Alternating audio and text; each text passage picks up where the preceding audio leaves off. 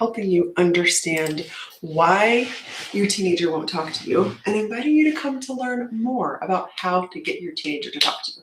Day 26 of 30, let's talk about getting your teens to talk to you because this is something that I hear from moms every single day. How do I get my teenager to talk to me? And as a side note, listen to what I have to say. I'm wearing my Arizona shirt because I'm going to pick up my daughter from her 18-month mission for our church in just a few hours.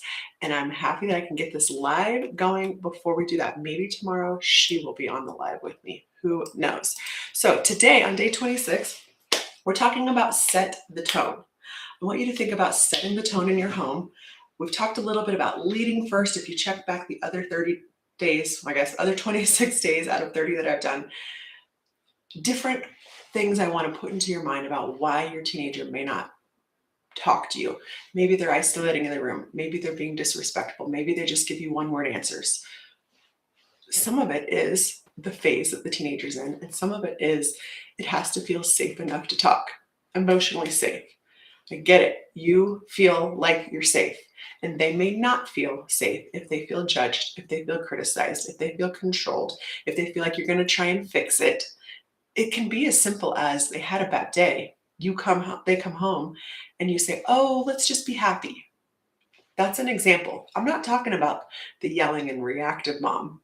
That has its place. I'm talking about there's so many other nuances, blind spots, as I like to call them, patterns to break, because I really want to emphasize it's not your teenager that's the problem. You're not the problem. It's the pattern that you are stuck in that is the problem. Hopefully, that will take a little bit of pressure off of you to realize that. But today, we're going to talk about setting the tone. This is what I want you to think about. Have you ever felt like your teen's mood instantly becomes your mood? If they come home in a bad mood, slam the door, grumpy, are you like, oh, all of a sudden feeling that same grumpiness yourself? Maybe they're irritated, so you're also irritated. They shut down, so now you're frustrated. They snap, and you are snapping back. Sound familiar? Can I show you something that hopefully will shift that perspective for you? I want you to think of there's two ways to operate in your home.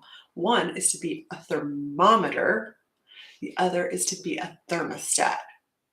Okay, thermometer, remember it takes the temperature, thermostat adjusts. A thermometer reads the room, it reacts. It's hot in here, it's tense in here. They're in a mood, so now I'm in a mood. A thermostat does something different. It sets the temperature, it sets the tone. We talked about leading first a week or so ago. It doesn't ask what's the energy in the room, it decides here's the energy it is going to be. For better or worse, moms, we set the tone. Let's see. This is a great point. Sometimes I'm overly cheery and my son is exhausted. Yes, it is really something to really understand. Sometimes moms don't fully realize like what's going on. I'm not a yelling mom. I hear that a lot. I don't yell that often, which is fine. We're all allowed to lose it. We're humans after all. We're not robots. And if they feel like you're trying to fix or help them be happy when they're unhappy, they might put up a wall. So I'm glad that that was helpful. So thinking about thermometer or a thermostat, which one do you want to be? The goal is to strive to be the thermostat. Like I don't want to get the two words wrong. I know what they are, but my mind starts getting confused a little bit. So I want you to think about here is the energy. You provide the energy. And just like that example we were saying, right? They come home grumpy. We're like, hey, what's going on? It's okay to still keep up that same level of energy, even if they're not at that same energy. It's when you're trying to force happiness because oftentimes moms are uncomfortable when their teenager is uncomfortable and they want them to just be happy. I just want to help them be happy and infuse happiness in them. And in all reality, it's okay to be sad. We have a full range of emotions for a reason. I think a lot of times when we see them sad, we just want to fix it and make it all better. And we want them to be able to feel the emotions. It is important to feel emotions. We've learned a lot about emotions. We don't want to stuff them down. We don't want to push them away. And it is an art form to learn how to feel them, to set them aside, and then move forward. So we don't want to just push them away. So I remember a moment. I heard this story from mom. She sent this to me. When my teen came in with an attitude, they came with short answers and an annoyed tone. I could feel myself starting to rise to meet it, right? Listen, it happens. It is a natural reaction. and response to have your emotions rise with them. And it doesn't mean you can't adjust it. I like to say, like, think about what you're triggered by and teach yourself to be untriggered.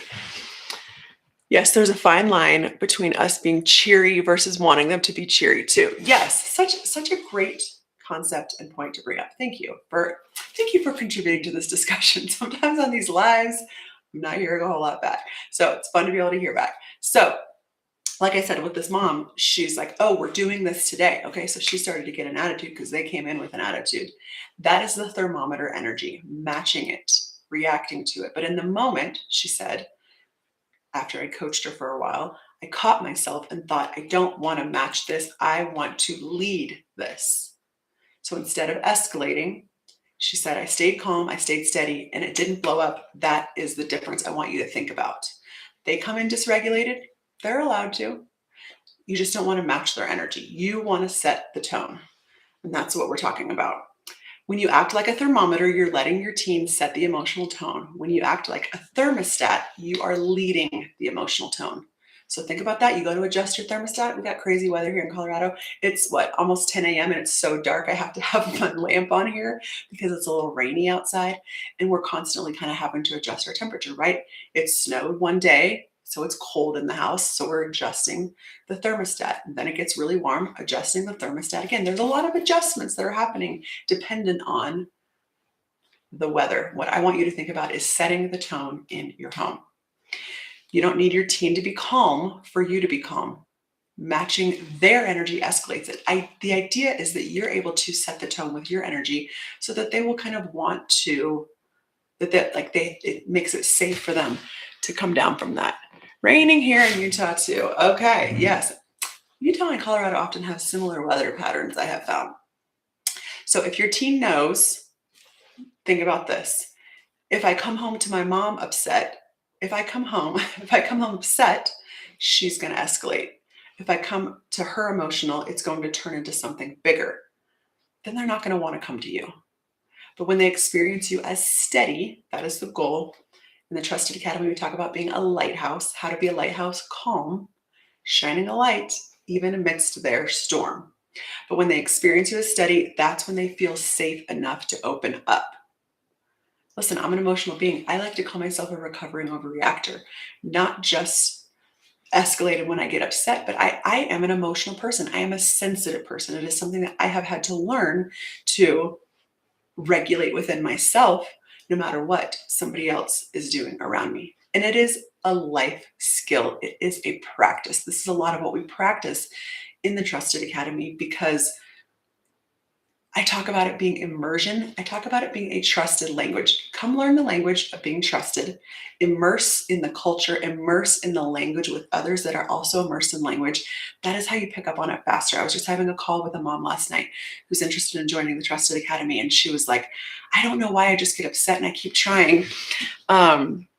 Yes, adjusting. She's like, I don't know why I keep trying and I keep failing. And I read the books and I have all the knowledge and information. And I said, there's such a difference when you become immersed. And she's like, explain to me what that means to be immersed. And I said, well, when you come into the Trusted Academy, you're learning a skill. And then you're coming to a class where we dissect the skill. Other moms are talking about their experience with that skill. And then my invitation for you is to go teach that skill to your spouse or to your teenager as an accountability partner or to your mom or to your sister or to your friend. And you're immersed and you're thinking about it and you're talking about it. And then we add on another week, another tool, and then you add it to what you just learned the next week. So we're stacking tools on top of each other. And this is the immersion process. I'm inviting you to be immersed. Yesterday, I'm like, what day is it? Yesterday, I taught the workshop. In these lives, I'm teaching you why your teenager might not be talking to you. And in the workshop, I teach the beginnings of the how to get your teenager to talk to you. And I say, come on over to the Trusted Academy where we're immersing in the language. We are learning how step by step. You learn this, you learn that, and we build on top as you become immersed in the trusted language so that you are fluent. It is a practice. It is a continual life skill. And the beautiful thing is once you start practicing with other people and you're immersed with other people, the language becomes second nature and it becomes easier to step into this new version of yourself by becoming this thermostat. You can just say to yourself, oh, I'm going to set the tone. I'm not going to be angry anymore. I'm not going to fix it anymore. And we fall into old patterns. And so, like I said, being immersed in this language with others who are doing the same thing helps you to learn it better. I was able to slow down the escalation. And after he calmed down, he told me why he was upset. I love it. Rachel's one of my students, so she knows, right? Kids get escalated. And when you practice, you start to be able to teach your kids as well. The beautiful thing about becoming trusted in this trusted language is you learn the language, you are showing your family, your kids, how to do it, modeling through your example, and then they start to learn it as well. And it's this breaking of cycles that we're trying to do. We're not doing this emotional dysregulation anymore. We are deciding, you got to decide, I'm not going to do this anymore. I don't want to be this anymore. I don't want to be this mom anymore. I am going to do something different. That's what we're all about here. We're about seeing different. I got my glasses here yesterday. Like I said, I taught about seeing different. And we're also going to do different. So that's my invitation to you for today on day 26 of this live. You can catch the next lab. It's in a month. And if you send me a message today, I can send you the replay from yesterday, or comment on this live after, and I'll send the replay from yesterday. You do not need to change the mood of your teenager. You need to lead it. Lead through example. And I get it. Like I said, it is a practice. And when you immerse in the trusted language, the practice becomes more natural. You'll fumble at first, but as me as your coach guiding you along, it starts to become second nature. That's what I want for you. We're rewiring your brain. We're changing patterns because your teen's not the problem. You're not the problem. It's the pattern that you're stuck in. I'm here to help you rewire those patterns to have new patterns so that you can become this thermostat in your home, setting the tone and the temperature. So, like I said, you are so welcome. Thank you for being here. I'm so glad that this was helpful. If you missed any of the beginning, feel free to go back. These are just short 10 to 15 minute snippets.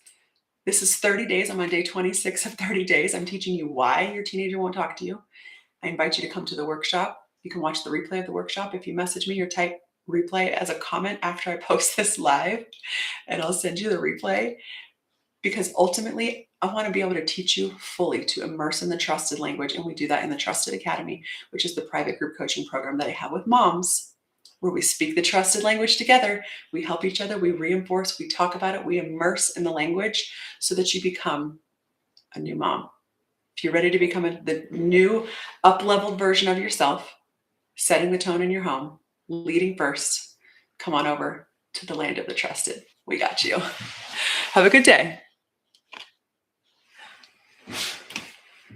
And let's see, let's end on Facebook and end on YouTube.